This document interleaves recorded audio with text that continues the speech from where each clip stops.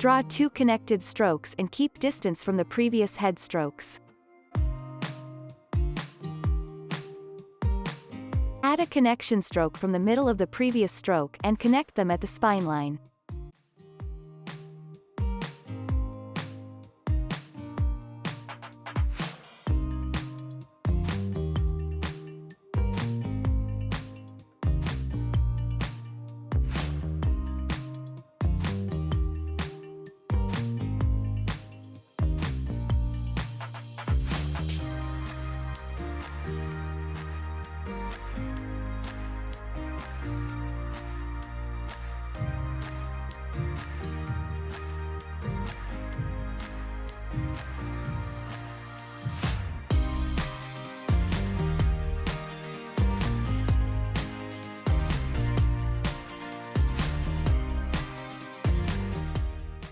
It is important to keep the strokes, drawing the strokes gradually down until you reach point 6 or between points 6 and 3.